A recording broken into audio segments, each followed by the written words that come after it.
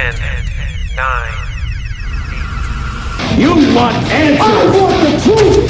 Get ready for two guys who can't handle the truth. I want the truth! You can't handle the truth! But we can. Dave Palumbo, Chris Aceto. RxMuscle.com presents Heavy Muscle Radio. Watch out! Welcome to another episode of Heavy Muscle Radio. I'm Dave Palumbo, and I'm joined, as always, by the technician Chris Aceto. Chris, it's October 1st, 2018, and we had a big weekend out in Prague at the Prague Pro, and Roelly Winklaar is now the reigning Prague Pro champ. You know, Chris, well, first of all, how's everything going with you? Oh, it's good. We're transitioning to celebrating that Phil lost week to now I finally start celebrating that Shawn won. But go ahead. That's just a fun dig, so don't send me the emails. Yeah, exactly. Phil's a great bodybuilder, blah, blah, blah. I mean, not even blah, blah, blah. Phil's an incredible bodybuilder. He just happened to lose. You know, Shawn was over in Prague this weekend. How come he didn't do the show? He's already up like 80 pounds. But how come he didn't do the show? I don't understand. Oh, you want why he didn't do the show? Yeah. Because, you know what? Too much to lose. No, but he had no chance to lose. But you know what? He's gotten screwed there 2 years before. 2 years in a row. Listen, I know I'm not going to go into just not only him, but I've seen bad judging there. And people do this. Well, that's when Lee Thompson was there. Well, you know what? Whether he was there or wasn't there, I have been to that show. Listen, I've been to a lot of shows like this. And I've said this right on the radio. I've asked someone, which is not often, but a judge, you know, come on. You know, I had Dave Palumbo first. And he said, well, listen, this is why I had Chris first. And I said, yeah, I guess you're right. You know, so in other words, it could go either way, or, you know, Dave had his strong points and Chris had his strong points, and Dave had some weaknesses and Chris had some weaknesses. But I've been there where you scratch your head and you say, come on. You know what, though? The difference is Steve Weinberger was there, and there wouldn't have been any phony baloney there. I mean, that goes back to... I actually talked to Steve. Way back to 2012. I talked to Steve. You know, I put in a text message to him, and I didn't know. I forgot he was in Prague because he hates traveling, you know, overseas. But there's no one to judge his show, so Steve's got to go. Luckily, there's like 2 Grand Prix the whole year now, so like Steve doesn't have to do a lot of traveling. But I had asked him a question about, you know, Phil, because, you know, Phil's going on all these TV shows, and he's like saying, I don't know why I lost the Olympia. No one has told me. So I said, so, you know, Steve likes when I ask him, you know, these things so that I can get the official statement. I said, Steve, is there any, what was the official statement why Phil lost? You know, he's like, well, you know, first, so he called me from Prague. He actually called me on the phone, which was classic. I didn't even know he was in Prague, but he called. And we were talking for a while. And then he said, you know, he goes, it's interesting that, you know, you asked me that because Phil never called us. You know, you would think that Phil would ask Steve or Jim or someone, hey, you know, why'd you guys have, you know, Phil, why'd you guys have, Rhoden over me?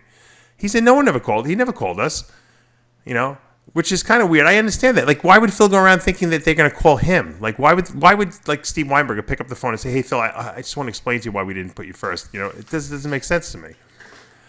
And so I said, Steve, so I said, Phil might have called you, I'm calling you. Why did he lose? You know, not that I needed Steve to tell us. He said Phil lost all the front poses, you know, because of the midsection, which is what we knew. I said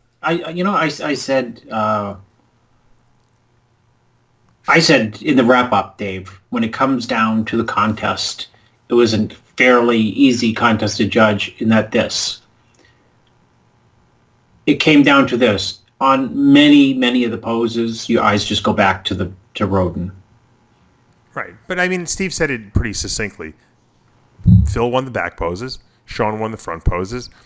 And, you know, there was a coin flip on the side poses. So, certainly not the side tricep, obviously, but the side chest maybe give to Phil. So, it was, let's say it was split. There's more front poses than back poses, so Phil wins. You know, that's really what it amounted to.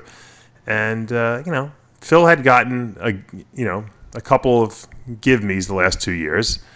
They let him off the hook a little bit. And, you know, this year, Rhoden came in really, really, really good. And Steve said that. He said, best I've ever seen him. And, you know, that was enough to knock Phil off. You know, you can only make so many mistakes so many years in a row. So That was the official statement. So I thought that was pretty cool. Also, Steve, and I talked a little bit about the Prague show. I didn't even know it was over because, I forget the time zone differences and everything. He's like, oh, yeah, the Prague's over. Yeah. Remember you went, go ahead. They took your passes that time. Remember well, you showed up? But anyway, so getting back to what we were saying about Rhoden, I think he would have been fine at that show. Even Steve said he should have come. It would have been a slam dunk for him. He beat Roelly already, at the Olympia. So with Steve there would have been no phony baloney. With Lee Thompson there, you never know who's, sticking money in his pocket. I know, it's nice to say that now. I didn't know that $40,000 was at stake for the show. Well, Sean's got to put it away while he can get it. That's the problem. They have a precedent there. Maybe not this year, maybe not last year, but in previous years of phony baloney and the Open and the 212. Yeah, you're right. You're 100% right. Shocking. What? We'll leave it at that. Remember you and I were there the first year? Yeah. Every time we went there, or I sent anyone else there, we always had problems. Thank God for a couple people sticking up for us to get us those press passes. We're actually in. For the people who don't know the story, we're in Prague. We flew to Prague. I had applied for press passes. Everything seemed hunky dory. We never have problems going to these shows overseas. They're happy to have us there. So we get there. And I go to get my press passes, and they're like, "Oh, you don't have any press passes." I'm like, "What do you mean? Look on the RxMuscle." No, there's no press passes. and no one was doing anything about it. I'm like, guys, I know there might be a language barrier here, but we flew from the United States. You'd think we would fly here if we didn't have press passes? We are Americans. No, I just said, you think I would fly here if I didn't have a press pass? I said, are you guys show up? And no one wanted to do anything. They would it was dismissing. They were just like, well, it almost seemed like what happened at the Olympia this year. But anyway, so I had to have I had to go to someone higher up at who had to say something and yell at someone, and then I got a press pass. The following year, they wouldn't give us press passes. Remember that? Yeah. You had to cover the show. I covered the show as Rhoden's sidekick. Yeah. I said I have VIP tickets. And we still had that, and we still had the best coverage. And we still had the best coverage at the show. And then they denied us in the year after. And I didn't even try to go after that. I was just like, who needs to? I think I want to go to Prague, really, for 2 days. I want to go to Prague and hang out in Prague for 2 days to cover a show that they don't even want me at. So it was a bit of the weirdness, and I don't know what the reason was, to be honest with you, but it is what it is. At least they put money in the pockets of the athletes. That's what's important. So in that respect. Kudos to the promoter. Wherever the athletes can make money, I'm on board with. So Roelly. So I did a little wrap up myself. I did a little YouTube wrap. It'll probably get more hits than if I'd gone there. Well, you can put the like the weatherman. You can put the city of you can put the wherever this. What is this? What's the name of the city where the show is? Prague. Oh. Yeah, Prague, Czech Republic. Yeah, you can put the background,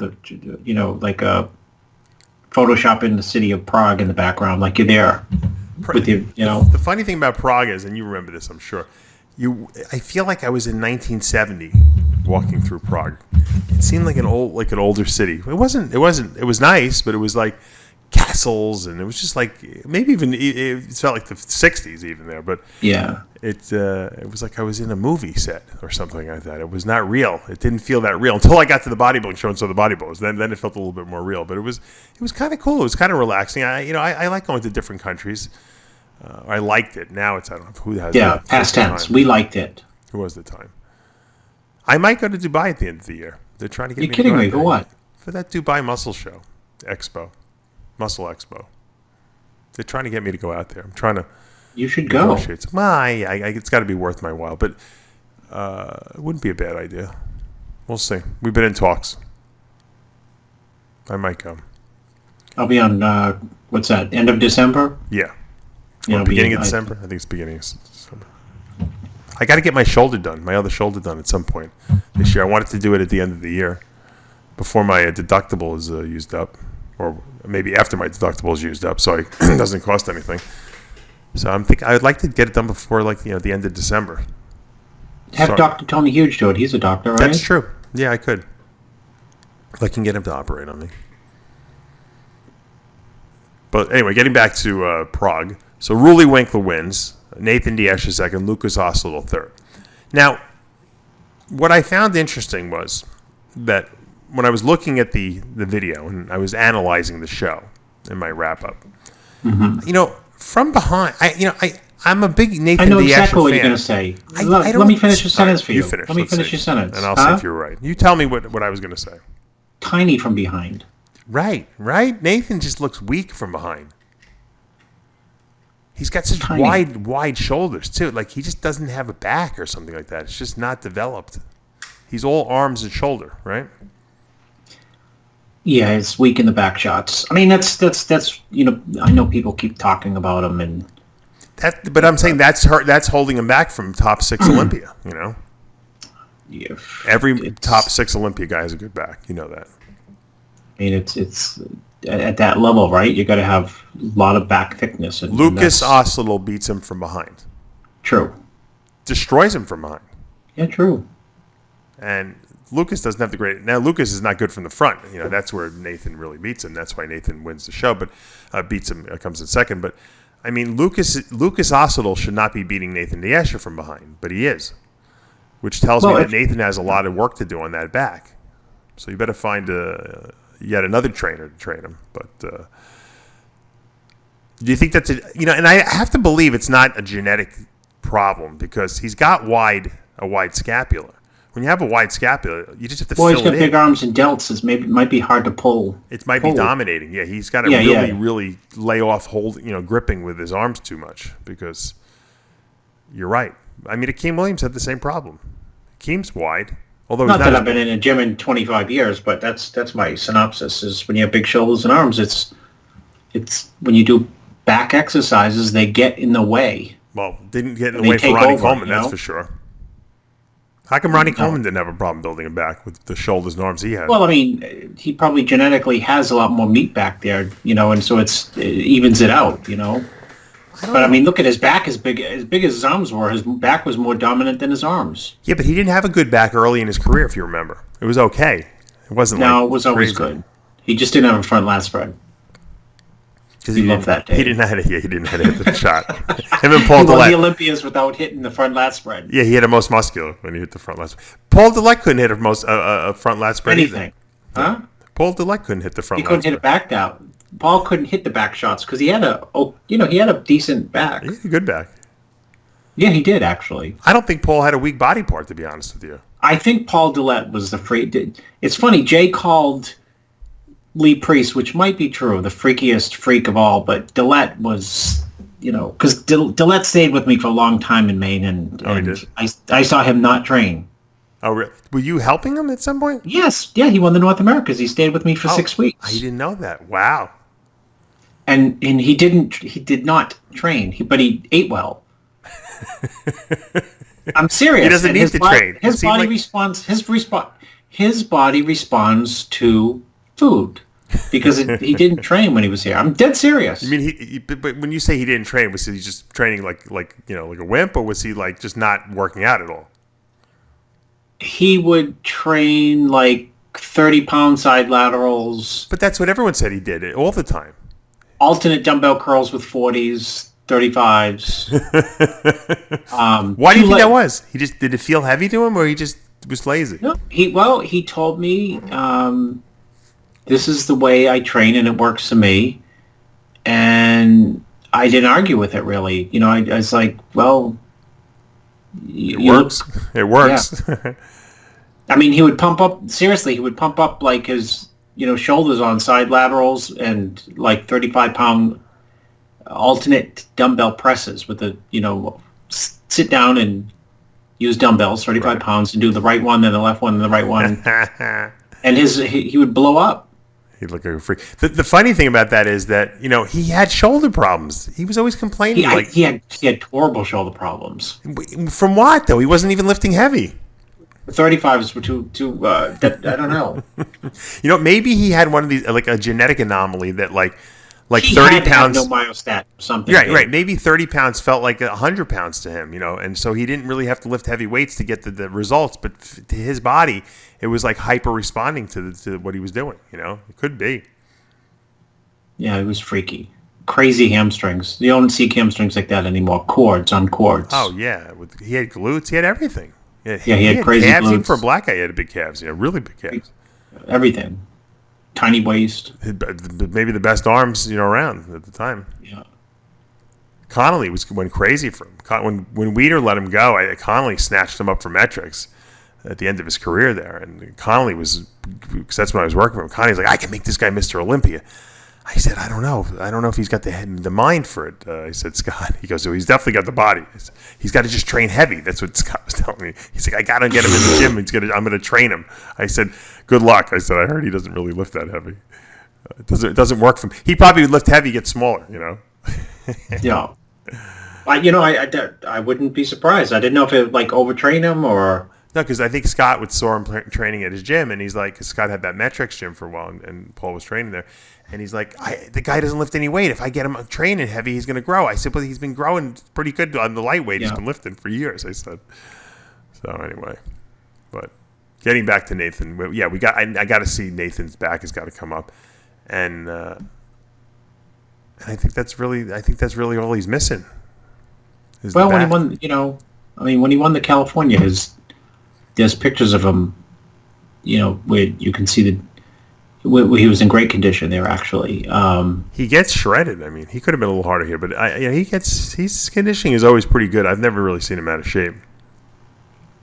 No, he has different levels of condition. He has like his own lights out. I mean, he has a lot of different looks. Look, Roelly, it can make anyone look bad. You know what I mean? Because he's so big. True. And freaky. I mean, the last shot when they're showing the comparison of the prejudging, if you watch the most video. Muscular. Oh, like Nathan's hitting like his hands together, most muscular. He looks like skinny. And he's almost. big. Nathan's big. Yeah, and Roelly hits this fucking crab. Yeah. It looks like a junior nationals guy versus. Roelly. And might have the best. Big. Nathan's big. Yeah, Roelly. I'd love to see Roelly against Big Ramy on the most muscular shot. Just put them right next to each other. Well, I think Roelly's is the freakiest, most muscular. Ramy's is pretty good too, though. But I mean, Roelly's just nuts on that shot. And there's no one who's got better triceps in bodybuilding right now than Roelly Winklaar. That's for sure. He hits that tricep shot on the side try. He locks the arm down, and you just see cross striations everywhere. It's nuts. It's a nutty shot.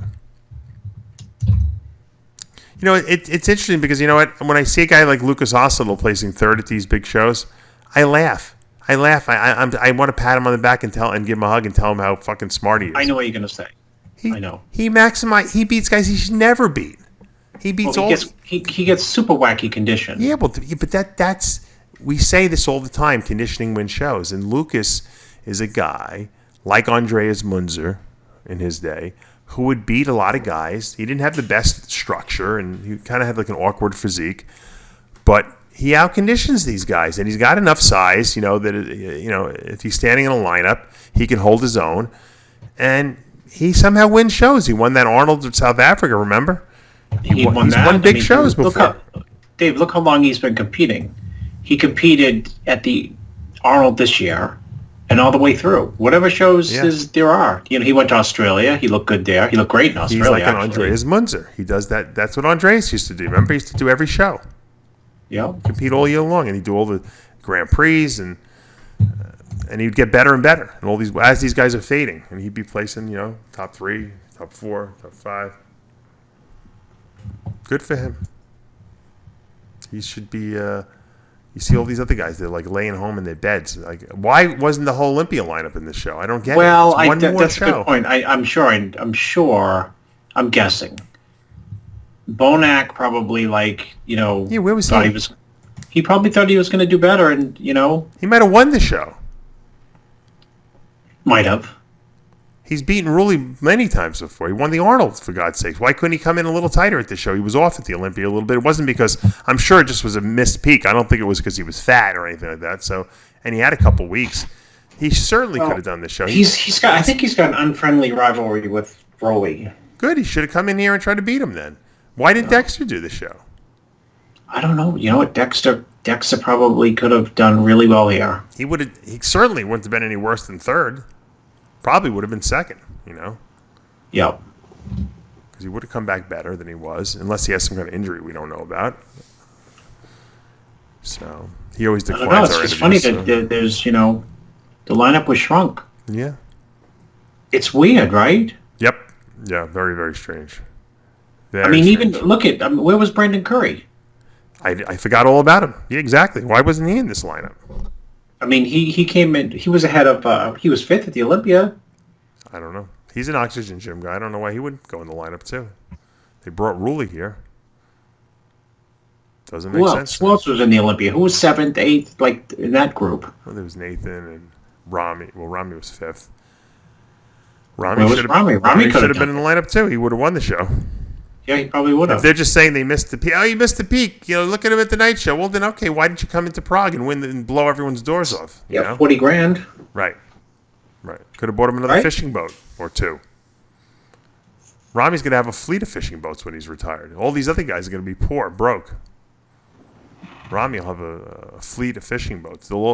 Maybe he can employ all the oxygen gym guys after they're done competing. Hey guys, come work on my boat. I'll give you your own boat. You know how like they give you your own captainship? Yeah. It'll be Captain Roelly, there'll be Captain Nathan, Captain Ashkenani. They'll all have their own fishing boat Surprised under the Ascanani Rami didn't do the fleet, 212, right? under the I big didn't- there Rami was- flag. There was a 212 in Prague too. people didn't do 212, No one yeah. did that either. Sammy Trouty came in third here. There was a guy from Spain, Angel Calderon Frias, won. I don't even know who he is. Look at Wait, the I don't. pictures. Yeah, where are you looking at pictures? I just saw some picture on Instagram. First of all, to I find the there's no pictures results, anywhere. I had to go to. Well, you can go to the Team Andro. That's where I stole the Okay. video from. Thank you, Team Andro, for that video, and they have all the stuff up there. But no one had results. You know how they usually release the results on ifbbpro.com? Wasn't up there. Yeah. Wasn't up there. I had to get them from Team Andro. They had only the top 3 placings. I don't know why they haven't put up the results yet. I mean, it's Sunday night. You think they would have been up by now. Men's physique was won by Andre Komistak. I really like his physique a lot. Congratulations. These guys are all kind of re-qualifying for the Olympia. And Priscilla Lembacher from Germany wins the bikini. So she'll go to the Olympia. I don't know if there's ever been a German bikini pro who's gone to the Olympia. Jennifer Runziti from the U.S. comes in second. What else? There was another show this weekend, the Legions Sports Fest. It took place in Long Beach, California. And they had a bunch of divisions. They had a 212 there. Also, Sean Clarita won that. Chris, I don't know if you saw those pictures. Sean looked great. I thought Sean should have been, top 3 at the Olympia, to be honest with you. I like his physique a lot. He's a little small than everyone else, but you know what? He's got no weaknesses, this kid. Well, then what place you have Kamal in that case? Because he's small too. I would have had Kamal. Well, I would have had Sean fourth. I think that Kamal and Derek, Lunsford, I think could have been flip-flopped, but I didn't have a problem with them second, third. But I would have had Sean for fourth, probably. Derek Oslin, second place. Third place was Oswaldo Gonzalez from Miami. And Dwayne Quamina, King Dwayne Quamina, was fourth. With Daniel Alexander in fifth. So, Sean didn't really beat a crazy lineup of people, but that's nice that he requalified for the Olympia. I bet he takes the whole year off now and just really focuses on that Olympia. He'll probably put another 5 to 7 pounds on. The kid's unbelievable how he's still making improvements. In the men's physique, Kyron Holden wins. We just did a story on him on Muscle in the Morning last week, so that was kind of apropos. Stan Morrison second, and Jamal Everett was third in the men's physique. In the classic physique, I see you had a horse in the race. Danny Unin, who we both really like his conditioning a lot. He wins. He'll qualify for next year's Olympia. Charles Curtis was second. Danny Hester, the first classic physique Olympia champ for that matter, at over 50 years old, was third. And Stan DeLongu, that's Stanimal, that's your client, was fourth. How did Stan look? I didn't see the pictures. I haven't seen pictures. How's that? What did he say? Did he say? I think he was disappointed. I thought he. I'm surprised Danny Hester beat him. But that's Danny Hester's home, home area there. So he's always gonna do better there. That's Stan's adopted home, right? L.A. So he's living in Santa Monica, Stan, but he's not originally from California. He's originally from wherever he's from. Well, Switzerland, I think. Yeah. So that was a good lineup. They had a lot of people in it. They had 20 guys in it. They had a pro fitness event. Missy Farrell wins that. She'll go to next year's Olympia. Bethany Wagner second.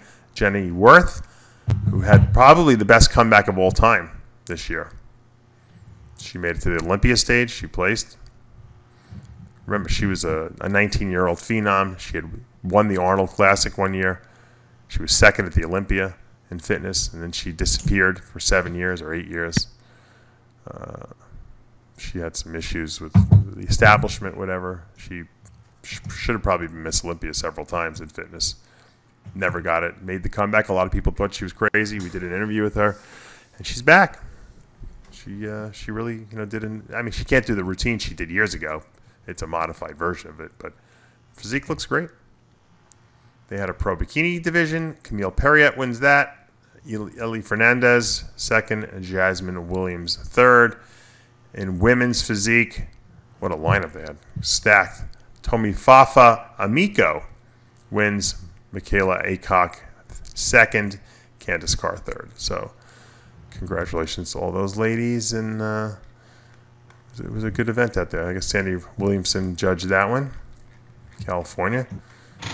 So while Chris and I were just kicking back, doing nothing this weekend, there's a lot of bodybuilding taking place. You know who else competed this weekend? I don't know if you know him. You probably do. The infamous Billy Guns. I know of him from your muscular development days. No, I think that's true. It was from that days, and I think it was really RxMuscle really when I first started it. Billy was the guy I helped out. He lived in my town, and people used to make fun of him, and it was like a whack packer. He was one of my whack packers, but I was friends with him. He used to do all my IT stuff. He was an IT guy, and bodybuilding was a hobby for him always.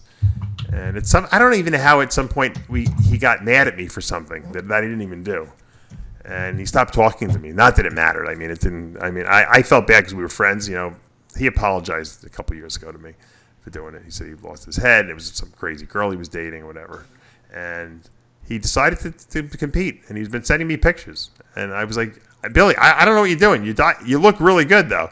So the most horrifying thing you can wake up to is a picture Saturday morning, of the morning of the contest. Billy sending you a completely naked picture with a sock over his penis, I'm looking at it right now. I'm like traumatized by the fucking picture. But he did look good. And he won the Masters division. So congratulations, Billy. You won a show. You did better than Vince Goodrum, that's for sure. And and he was shredded. He had strided glutes and everything, and good abs. So you see, people said he would never be a good bodybuilder, and you know what the truth is? If you stick to anything and you put enough effort into anything, you can be good at anything you want. And so congratulations. I'll give Billy his shout out here on the RxMuscle's Heavy Muscle Radio official validation. All right. What's going on with Big Ramy now? That's the next topic. Because we got news that Ramy was definitely leaving Oxygen Gym, and the news came from Bader himself. It wasn't like we made it up. Bader said that Ramy was moving back to Egypt to be with his family there and do his fishing, whatever, and he was leaving. So we did a big announcement. Now I'm hearing, I heard from you, but I'm trying to get validate, confirmation from Bader, but it seems like Ramy's still in Kuwait. What's going on? What do you know? I don't know. I talked to someone from Oxygen today, and they said, no, Ramy's here. So I guess, what am I going to say? You sure? It's like, someone who knows him well said, no, Ramy's here. And so I said, is he staying? And they said, yeah, he's staying. So I had asked you sure somebody spoke to Bader about it? That he was actually... Oh, yeah, Bader confirmed it. So he was leaving. Ramy was leaving. So maybe they must have rope-a-dope you, Dave, on the to make the big announcement that he was leaving, only to make you look foolish. No, because Bader confirmed. Like, I know as I have a screen capture for, I could show the screen capture. No, I think Bader thought he was leaving. There obviously was a last-minute change in plan. What, Dave? Do you know the Would you? I wouldn't leave Bader's gym if I were Rami. Okay, now it's another thing when you live in the United States and you're going over to Oxygen Gym. But if I was living out there or any in the Middle East, I mean, Rami's established there. He's got a house in Kuwait, for God's sakes. I wouldn't leave Kuwait if I were him. He's out of his mind if he leaves. Bader pays him money. He gives him everything he needs. Well, you know what, leave. Dave? Hold on. Put a stop to that. Yeah. Because we don't know that. I mean, I don't know that. Well, then why is Rami there? We know. I don't know. For the gym, I don't know. Now you know. No, because when I asked you last year, or whatever it was, last year or 2 years ago, whatever, why did Rami leave you? You said money, right? Well, I think that you know what, Dave. Here's the problem: is that when it comes to Rami, nobody knows nothing because he does less interviews than Phil. True. There is no. You know what's so funny? And correct me if I'm wrong. What? How Rami is ridiculously popular, and you know how popular would he be if he was out there doing interviews? It's funny that he'd probably be less popular if he was doing interviews. Why is that? I don't know. I think it's the mystique. You just made the point last week with Phil that he would be more popular if he did interviews. Well, Phil, because he's Mr. Olympia, people don't like him. People like Rami. That's the difference. Well, they people may like love him Rami, more. and they love his physique. They do love him. And the fact that they can't get enough of him, it makes them have like this mysterious, image. So people are hanging on every single thing that Rami throws them, every little piece of fucking scrap that he throws off the table at them. People are eating it up. So for him, it might be working. It might be working to his advantage. Plus, his English is good, but it's not good enough to really articulate well enough, dramatic insights into himself. Like when I had that interview, I asked him about the fishing boat. We were having fun about it. He was telling me all this information, and I was bringing it out, and I was having to do a lot of the talking. But it was great because we found out something about Rami that we didn't know. What? He's a fisherman? That his family's still into fishing, that he owns 4 fishing boats he bought with the money that he's made, in prize money and stuff like that, and supplement money. And that, he's still, his family's still involved in that, and that he probably will go back there at some point and do it, And he was telling us when he goes out on the fishing boat, they're out there for 20 days, he's still. I thought maybe he was a poor fisherman, and then he gave that up. But no, that's their profession. The family, that's what they do. They're probably not. They're probably well-to-do fishermen. I love it. At some point in time, I will go fishing with Rami. I don't know when, but sometime I will. I will make sure that Rami. Hopefully, we won't get lost at sea or anything like that, because that'll be a horrible story. It'll be fun for you guys to talk about, but Dave and Rami, they're missing at sea. But for 6, what's that story where they got lost? The Odyssey, the Odyssey, where he got lost a year. It'd be more like Gilligan's Island or something. Gilligan's Island. No, it's like the gods. They somehow sidetracked Odysseus so he wouldn't get home. It took him 20 years to get home or something like that. Yeah. That'll be me and Robbie. 20 years later, we'll come back with big, long, fucking white beards. No, you could go with. You could make it into a show like Gilligan's Island, and Blackman could play Thurston Howell. Yeah. Right. Right. You guys could be marooned. You could be the professor. Yeah. Rami could just play Rami. Yeah. Who would be who would Gilligan? play Ginger? Yeah. Who would play Gilligan? Shawn Ray, Ron Harris. Ron Harris would be Gilligan. Yeah. And who would be Ginger and Marianne? I don't know. Some bikini girls. Well, one of the bikini girls winners would be Ginger. We'll have to have auditions for Ginger and Marianne. So you think that? So if let's say Rami's staying there now, let's say he changes his mind. I think he's making money there. I think he's making money. I think he makes Bader a lot of money, and I think Bader compensates him in some way. We don't know how, whether it be through supplies, food. Who knows? It's financially in Rami's best interest to be in Kuwait. That doesn't mean he has to use the trainers in Kuwait gym, in Oxygen Gym. It behooves him to stay in Kuwait. He probably makes more money there. and it's cheaper for him to live, and there's no distractions there. So, in that sense, I think it's a good environment for him. He's smart. He's saving his money. I guarantee this guy probably hasn't spent 10% of what he's made. He probably banks every dime of it, and he's smart because you know what? You never know when your career's over. You know that. Every bodybuilder's one squat away, right? Mm-hmm. Actually not a squat away, because how do most people get hurt? One slip on the ice, yeah. Yeah, a branch worm slipping on the ice. Just freak accidents. Yeah. Speaking of freak accidents, there's risk in the gym, but speaking of freak accidents, our good friend Phil Hernan, 1995 NPC USA overall champion, he slipped doing something. I don't know what the exact story is, and his knees hit the ground and he tore both quads. Now, to make the matters worse, first of all, tearing one quad is a horrible, horrible thing. Tearing two quads has got to be a nightmare because you can't walk. You got to be in a wheelchair because you can't bend either leg. So he goes to the hospital. They bring him to the hospital, and they run blood work before they're gonna reattach his quad tendons. And they find out that he's in kidney failure. Now he knew his creatinine was high the whole time. Why he was in denial that he needed dialysis, I have no idea. So he was they said he was 2 weeks away from dying.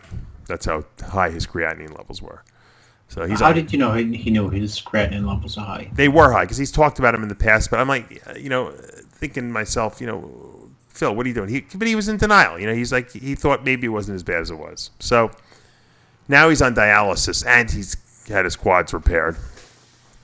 He's gonna have a tough situation. We'll have to get him on the TV show, get the whole story out of him, because that's just a nightmare. What's Phil do? He's still involved, right? Yeah, he makes good money. He's got all these companies, I don't know, related to supplements and this and that and training.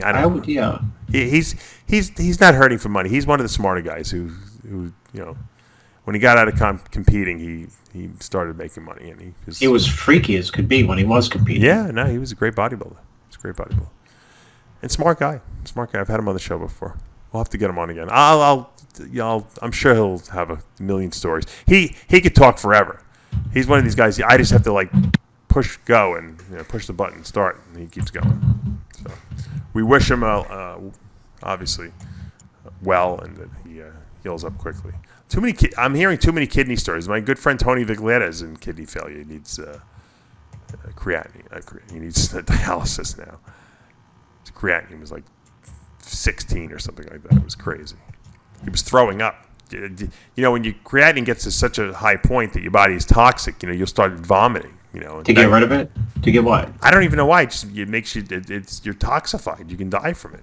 People don't realize that. So he got to that point. He actually was in the hospital because he wasn't feeling good, and he left.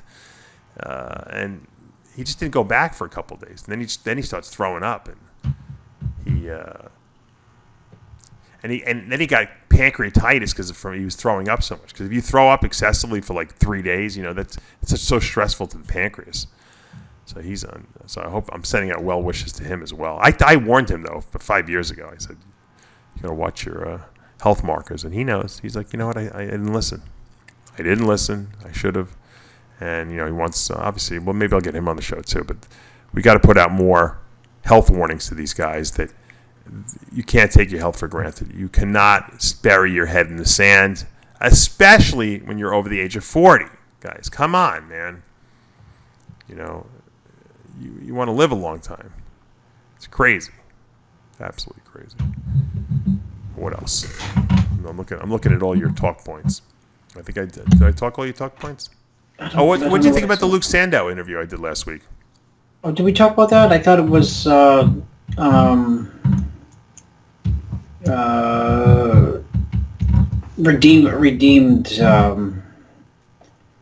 redeeming in terms of I think what people were saying about me. Well, yeah. Well, Luke was out there, bashing you, but he was bashing you because people were kind of trying to bring it out of him, and so I don't know if you really call that a bash fest, or if I have to hold him responsible because he said some stuff that were not good about you, and that's why I called him out in the interview because I like him. I like Luke, and I'm sure you like him too, or you wouldn't be working with him again. But he I don't know why maybe he just felt frustrated with whatever happened to him, even though it was really no one's fault. And he really apologized, so that's good. I'm glad that he took that back. And you guys are back on good terms again. What is he doing, the Arnold Classic? Yeah, I think he's hoping to do the Arnold. I think he just likes me for I get his British humor. There you go. He's got a lot of talent. Sometimes. It's funny. Dude, I wonder how weak the Arnold is. It just feels like it's going to be a weak Arnold. You and I talked about this. I think that Romney should do the Arnold. I don't think there's any reason why he should be waiting till the Olympia again next year. He needs a little kick of momentum. And I think that would do it for him. A solid win at that Arnold would certainly cement him as the number one contender again. I mean, a lot of these guys may not do the Arnold. Dexter may not do it. Who knows if Bonac does it, or maybe Roelly needs a break. I mean, he's been pushing it for a while now. Yeah. Although if I were Roelly with the momentum he's got, win the freaking. I know. Win the Arnold, man. Yeah. Go for that Arnold victory at this point. He's got a. I know. Bill's not going to do it. Rhoden's not going to do it. I don't know who's going to be in the show. So, I think it's ripe for the taking for the right guy. I would do it if I were Roelly. I would do it if I were Rami. Maybe Kyle do it. Be a good show for Brandon Curry to do. Yeah. I think if a 100% Rami would go a long way towards fixing his mind too. Because at this point, he's got to be saying to himself in his head, "What the hell do I got to do to win a show? To win this thing? To look my best? Why can't I peak myself?" You start second guessing. Well, maybe something's wrong with me. Maybe I can't do it. Maybe here's a great show to go all out for. Throw caution to the wind at this point. Come in ripped.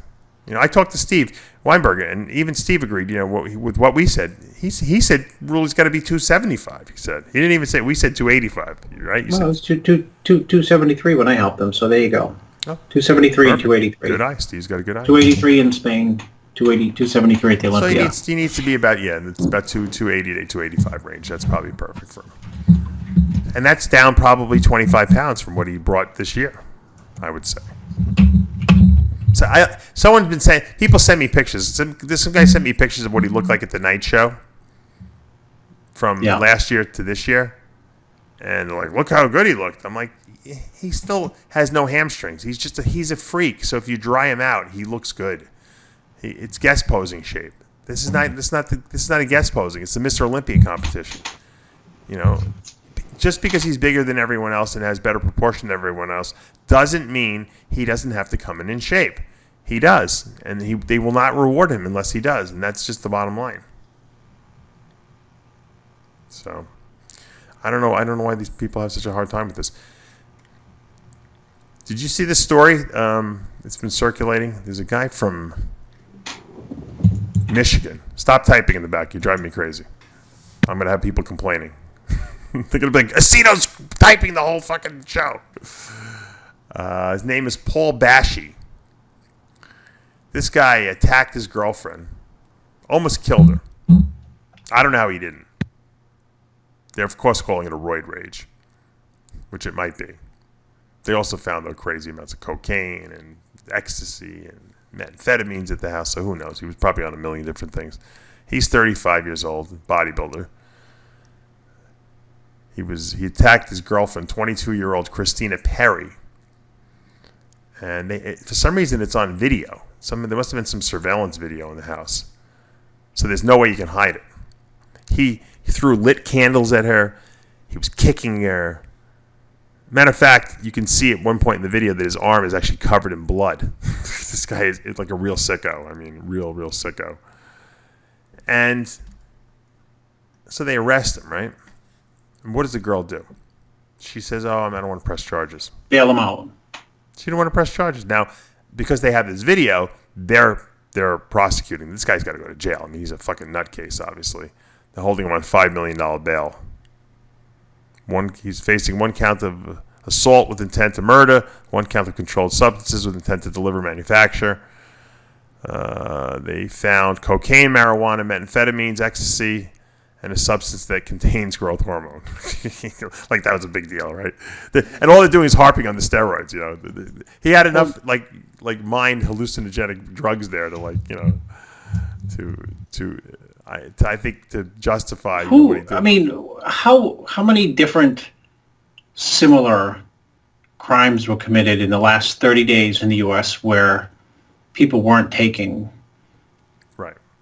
test propionate? Sure. I mean, it's bizarre. Yeah, but you know what? Isn't it? It might. Who knows? This guy's a nut. It might have been induced by a steroid rage. We don't know. But people are crazy. People are crazy today, and these women are terrified, and the victims are afraid to testify because they're afraid this guy's she's probably afraid he's going to come back and finish the job. But in a situation like this where you have everything on video, you put the guy away for life. That's what you do. He should never walk around again. He's going to say I was on drugs and they're going to come up with some kind of crazy fucking cockamamie story. You'll see. I'm a drug addict. I didn't know. I love her. Look, she doesn't even want me to press charges. This is what she told the judge. She told the judge she wanted the defendant out of jail and told the judge that it was all her fault that it happened. I feel bad for these. I feel bad for these victims. They're so traumatized. Someone like him should be put away. They shouldn't be. They should be walking the street. It's a real shame when. Bed and then then they put this big picture of this big fucking guy with a huge neck and then the mug shot. So everyone thinks, oh, steroids, bodybuilder. Most bodybuilders don't beat up their girlfriends. Unfortunately, I should say. Most bodybuilders are too worried about the size of their biceps or training legs that day. They don't have time to beat up their girlfriends. But there's a couple nutcases out there. There's nutcases in every walk of life. They don't have to just be bodybuilders. It looks worse, though, when a huge freaking muscular guy is doing it than a little skinny crackhead, right? Isn't that really the whole... Like Hollywood drama. Yeah. It looks bad, and that's what the problem is. So next week, what's coming up next week? I'm looking. Is Bader having a show next week? No, he just had something, I think. He just had the Kuwait Classic. It was like an amateur show or something. No, I thought he has a open show. Let me look at the schedule here. I think he's got another show. Why don't you interview Bader post Olympia? Well, yeah. Bader last year guaranteed the Olympia title for Romney, remember? He put the medal around my neck. Why don't I say it again? Why don't you interview Bader? I will. Bader comes on all the time. He's the greatest. It's like interviewing Trump. He's a great politician. Oh, no, that's what I mean. He'll definitely come on. There's not going to be anything that he's going to be afraid to say to me. That's when he put those on my neck, I guaranteed him, he didn't hear me, but I was guaranteeing him the Olympia 363 days from fifth place Shawn Rhoden. People just rolled their eyes. Yeah. Oh, that Kuwait show, you're right, was like last weekend. Or this weekend. It was this weekend, too. It was a small show. He only had men's physique. Everyone was from Kuwait. Saudi Arabia. Well, I mean, it'd be like saying that they had the Legion the Pro Show in San Diego when everyone was from the United States. Yeah, I wonder why they didn't have... he didn't do an open show. I heard next year he's going to do one again. That's what Steve Weinberger told me. I don't know. He had the 212 show last year, and the year before I went, when Remy won, he had the open show. Doesn't make sense. He had, and he gave away serious money. I think, I can't remember. I mean, he gave away good money at the open show. Right.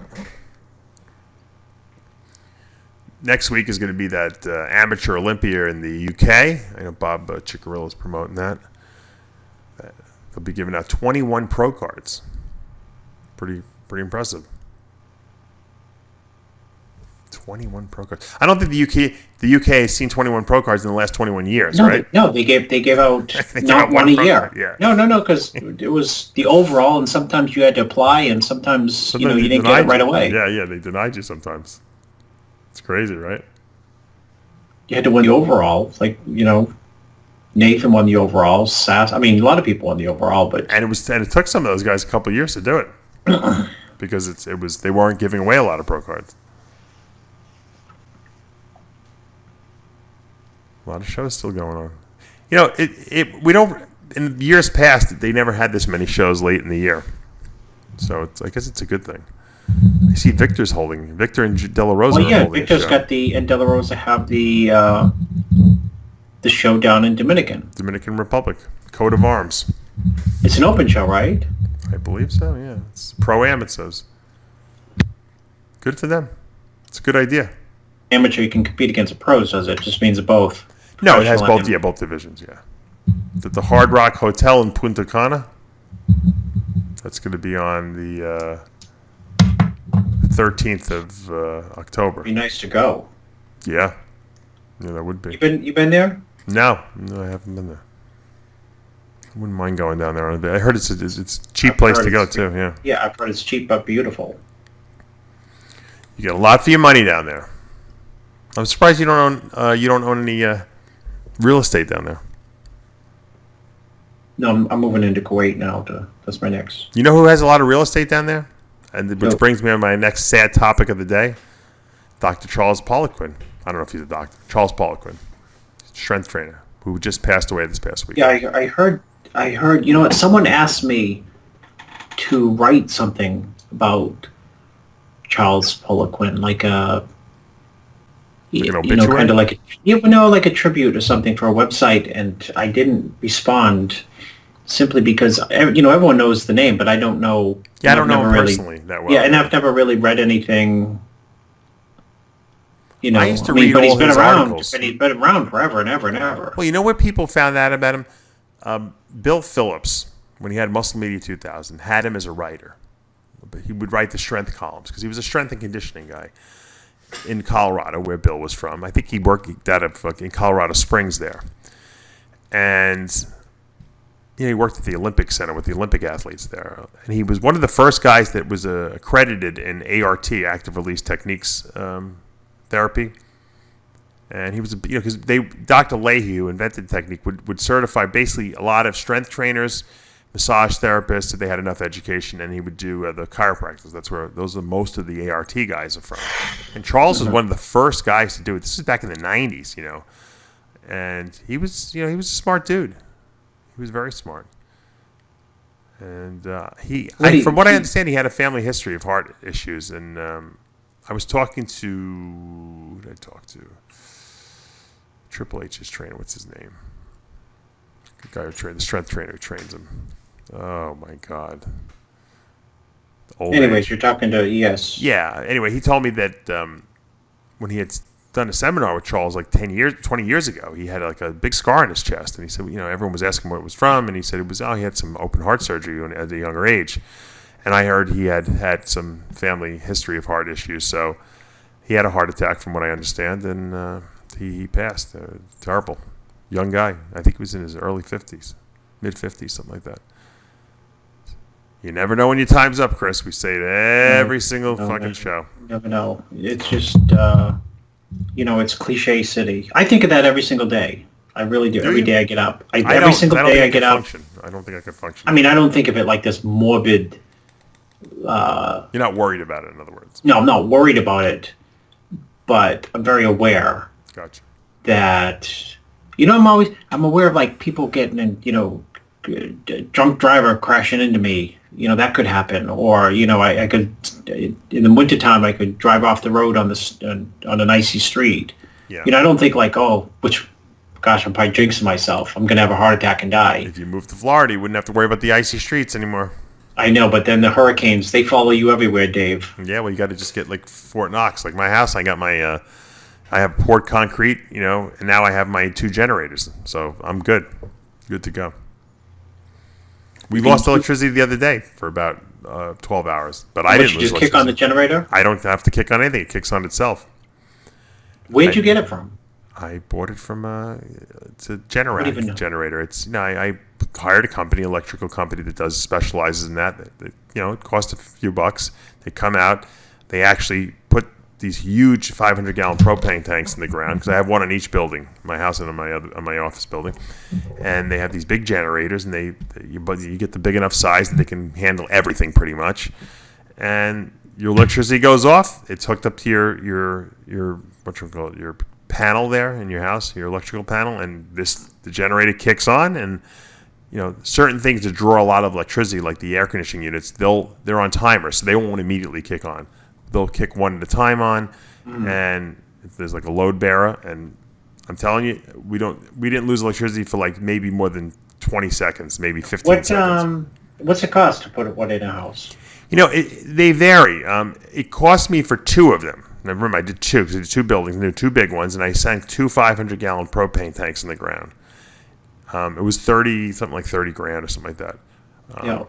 But you know what? If I was in like New York and I did something like that, they have natural gas, so I could have used the natural gas line, which would have been great. I have to have propane tanks in the ground, and I have to fill them up. They tap them off every so often, whatever. But if you have natural gas in your house, then that's even better because you never lose that. Although during that crazy hurricane in New York, the natural gas was turned off, so that might have been a problem. But in general, it's the greatest thing to do. If you're in an area where you lose electricity, you're crazy not to have one. I had one on my boat, so I could like anchor the boat and watch TV, and that was way back in the mid-90s. Yeah, that was those boat generators were really loud though, right? Yeah. This one was fairly quiet, but you could hear it up running all the time. It's a great idea. I'm telling you, anyone who's in an area where you lose electricity, whether it be in the wintry area or in a windy area, hurricane area, get a generator if you can afford it. It's a good investment because it adds value to the house. It's not like something you're not going to make back the money on if you ever sell your house too. It's a good thing to say, hey, I have a total house generator. Now, did you get it for your family's benefit, or the possibility that the snakes, electrical area, go out and get screwed? No, the snakes would be fine probably because the heat is no problem for them. The cold is the problem for them. It doesn't get that hot that I have to worry about my air conditioning. No, it was for two reasons. I'll tell you why. The first is the business, because the business, I operated out of my house, out of the building, so I need to have internet and I need to be able to get my servers up and running, and I need air conditioning. It's very hot. When we had that hurricane last year here, Irma. We lost electricity for 3 days. We tried to sleep in the house. It was so hot.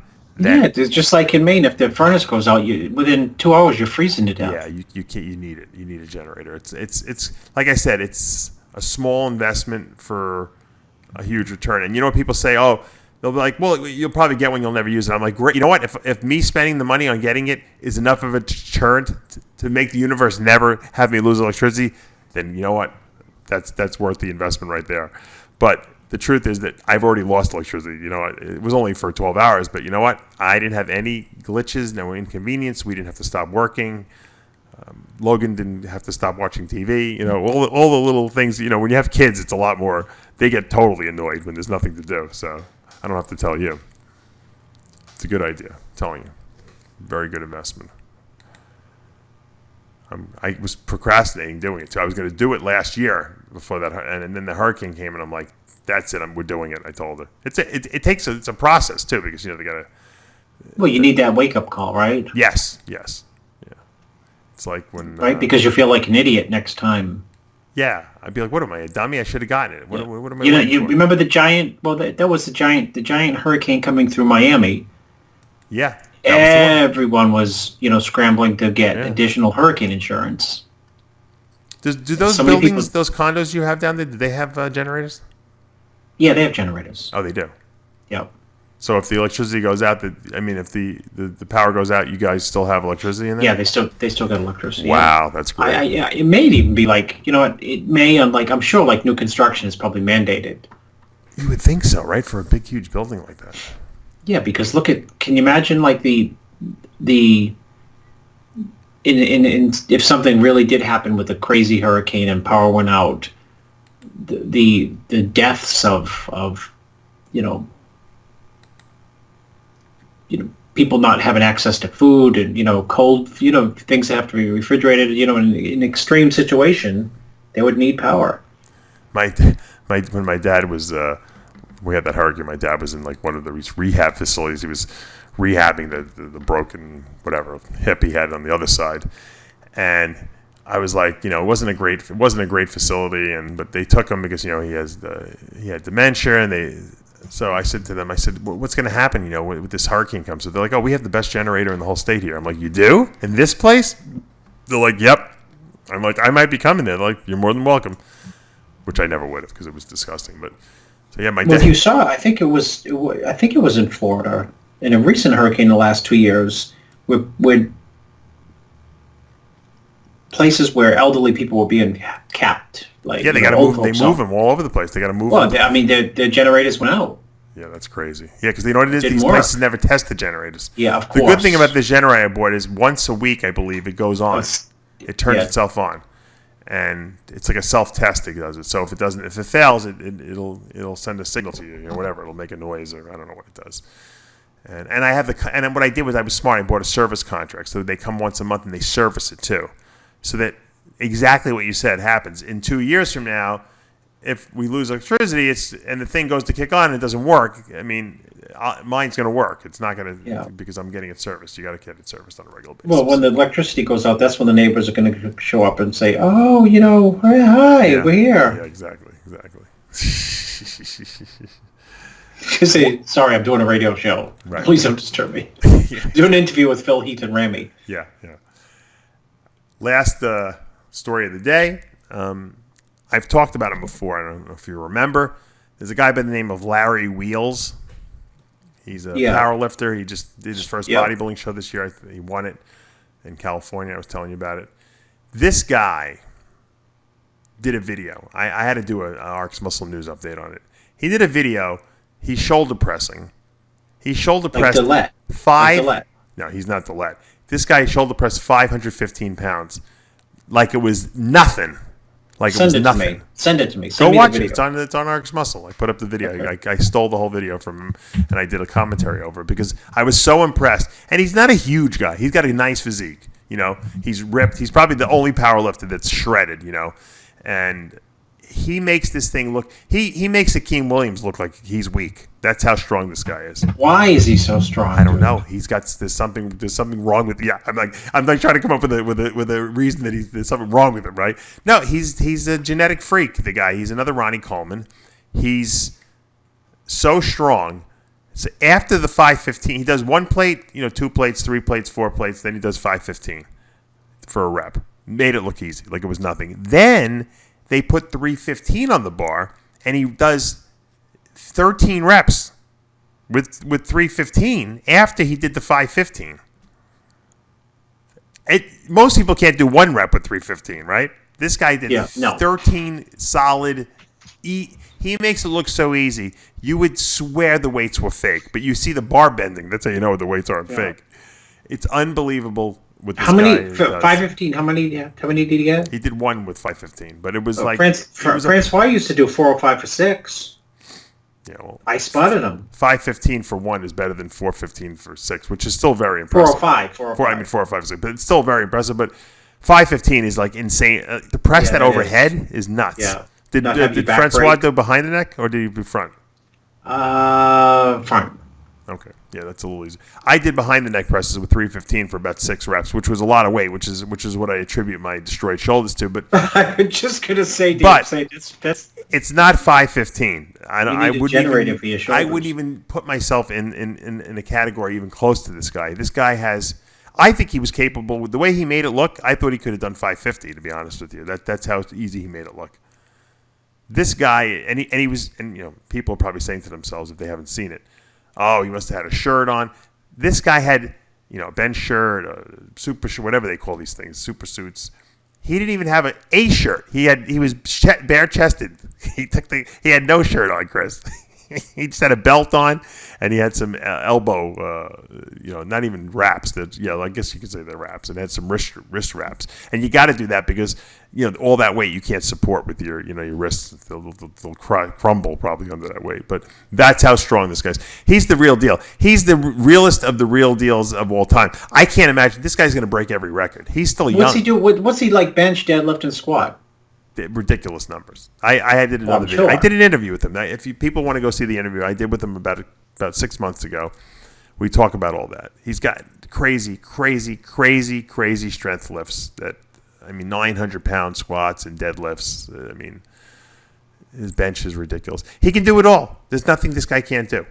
He has all the lifts. There's not like one lift that he's weak in. He can do it all. And he's doing like these crazy bodybuilding lifts, because most of these powerlifters won't do this kind of stuff. They do the bench, the deadlift, and the squat. This guy, trains like a bodybuilder too, because he wants to do bodybuilding shows, and he did one this year.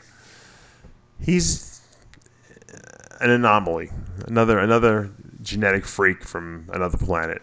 You got to come up with a hypothesis on why he's so strong. I don't even know. We could make hypotheses why Paul Dillette has so much muscle, myostatin.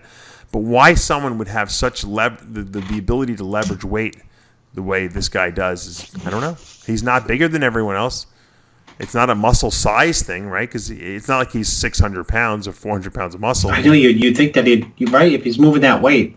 He's got. What would the exercise scientists say? Why? Where's the hypertrophy? Where's the overload principle there? It's got to be some kind of like kinesiology answer to the question. He's the way his joints are set up, but he's got long arms. He doesn't have any freakish type of. He's not like Eddie Cohn, who's really squat and short arms and short legs. Yeah, built for powerlifting. Yeah, big barrel chest. He's built like a bodybuilder. This guy. He's like a Nathan. He looks like Nathan D'Asher. Like a type of that kind of physique. Not as big as him, but he's impressive. He's athletic looking. He doesn't look like the typical powerlifter with the shaved head, big barrel chest, and slightly overweight or maybe a lot overweight. Because that kind of weight gives you strength. He doesn't need it. He doesn't adhere to the rules of the universe. This guy. So I had to do something on it because when I see something like this, it's just so amazing that it needs to be talked about, because this guy is and special. You did a commentary on it. Yeah, I just did an analysis of it. I showed the lifts, and I was just talking through what he was doing and explaining to the bodybuilding and the strength world why this is so important. I truly believe that there's nothing this guy can't do.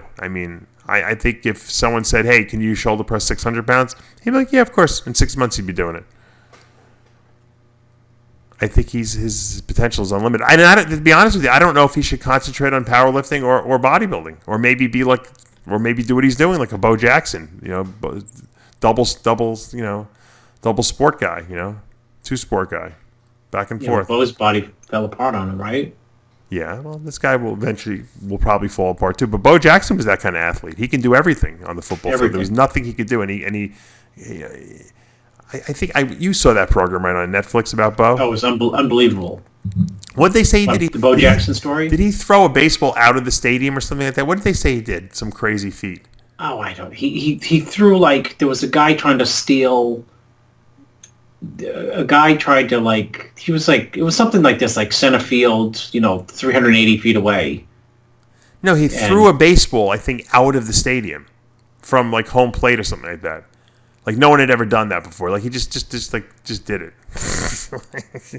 I thought it was he picked off. Someone was trying to steal, and he picked off threw it 400 like a bullet. Oh, he did, yeah, from the wall. But I'm just saying I think he also threw a baseball out of the stadium too. Oh, okay. Someone challenged him to do it, or so he just did it. He just had crazy ability to do nutty stuff, and that's this guy. This guy is like this in the strength sports. You talk to any powerlifter, he's the kind of guy you see lift as a powerlifter and you want to just quit because you're like, how am I going to beat this guy? He's just... Well, a lot of powerlifters are like that too. You think this is going to kill this guy. I was in the gym with Rhoden and Reagan and Zane, and we were at the Lift Factory in Vegas. Right. And I saw a girl prepping to do a deadlift. It was 365, and she looked like she was going to do the bikini show. And I was watching, waiting for her. She was prepping, concentrating, doing her little pregame, whatever she does to psych herself up. Right. And I had to go to the bathroom so bad. and I was waiting for her to go, and then I just couldn't stand it any longer. I had to run into the bathroom, which was like 15 feet from the deadlift platform. Right. And I heard bang, bang, bang, bang, bang. 5. Wow. No, 4. So I counted while I was in there that she did 4, and I came out and I couldn't believe it. I mean, she just looked like it was an impossibility to get it once. Yeah, there's a lot of strong people out there. But this guy, Larry Wheels, is unreal. So keep an eye on him. You heard it here. All right, Chris, let's wrap this thing up. And a lot of good stuff happening this past week. And the action will continue into October. We have a lot of big shows coming up. Of course, we have the Nationals at in the middle of November. The NPC Nationals, that is. We'll be giving out some pro cards. But we got a lot of shows before that to cover.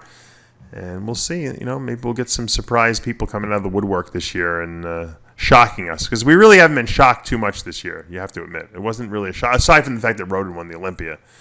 I mean, there hasn't been too many people who've really surprised us that much. And there always is. So the year is there's still a bunch of months left in it. Let's see what happens, Chris. For now that we're out of time, until next week, remember, with Heavy Muscle Radio, the truth hurts.